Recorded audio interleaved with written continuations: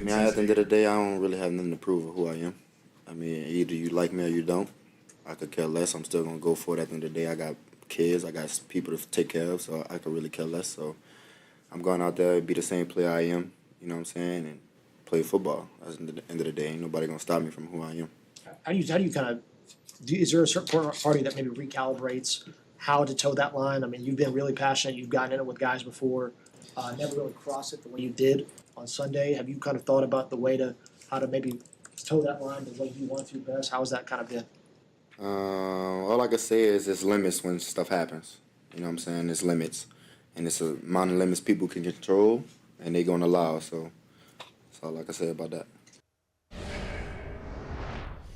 I mean, it's not exactly contrite and repentant, and it reminds me of something else Devin said yesterday. You know, we talk from time to time about how hard it is for football players who spend their professional time inflicting and absorbing violence. Let's call it what it is. I know that there's, it is. It's physical will imposed on others for the purpose of moving that person away from where you want them to be, or getting past that person to get to where you're trying to be.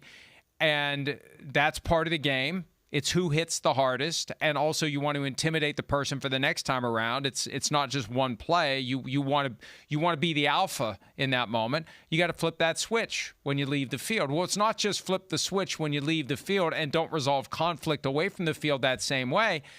When the whistle blows, you got to stop. And that's not easy to do because it stirs emotions. I remember when we were kids and somebody had boxing gloves and you put them on and, hey, you're popping around. One punch and it all changes. Right. One punch. And that's when just like our basic instincts start to take over. And we expect football. I am not, because you have to be able. Certain lines you can't cross. You can't spit on a guy. You can't rear back like you're getting ready to hit that punching bag at the county fair. You can't rear back and punch a guy in the nuts. But it isn't easy because you have, we get, it's a powder keg that explodes every single play. And the players are supposed to gather it all up and get ready to explode again, but don't explode between the plays.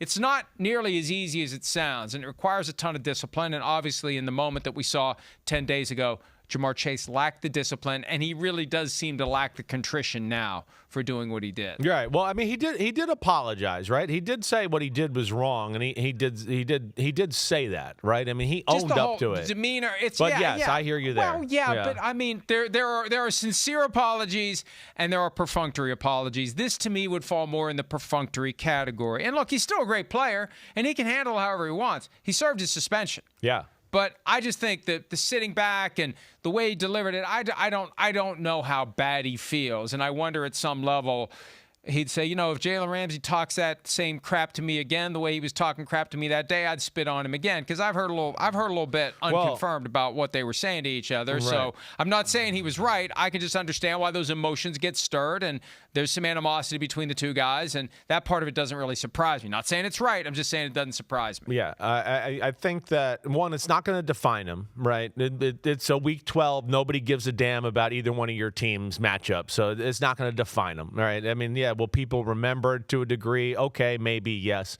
You said it right.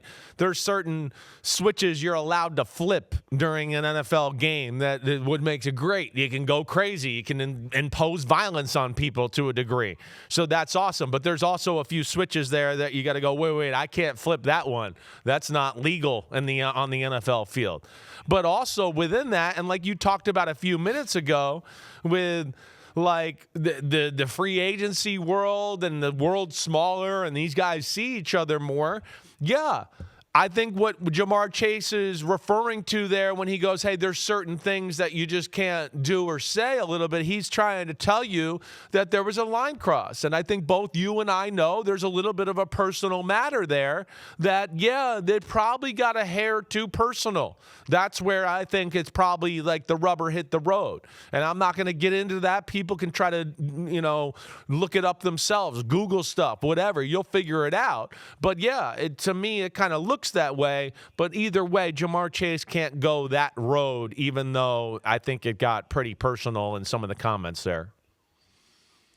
Yeah, my goal this week absolutely is not to accidentally create a viral moment while trying to explain a bigger issue, which occurred last week during the Picks podcast. I digress.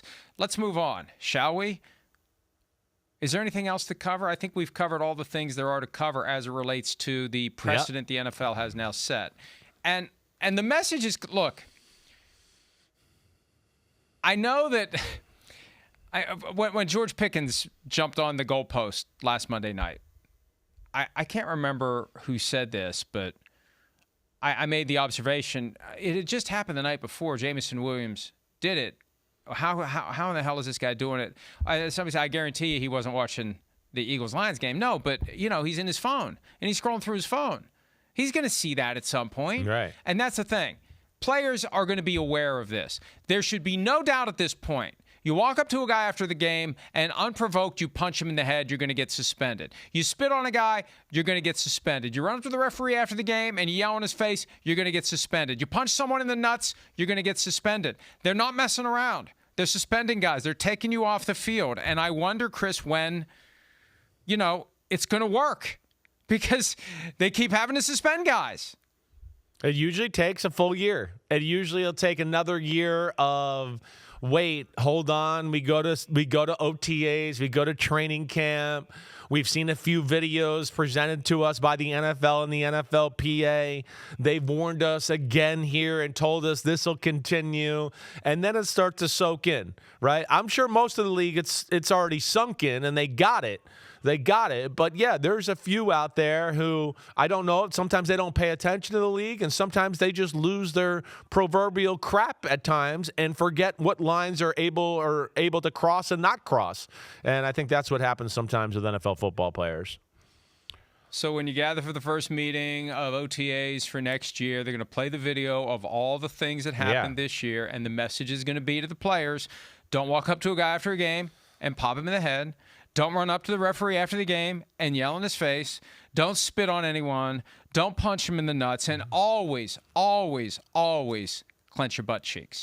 Hi, it's Mike Florio. Thanks for watching PFT on YouTube. Hit subscribe for the latest news and analysis from Pro Football Talk.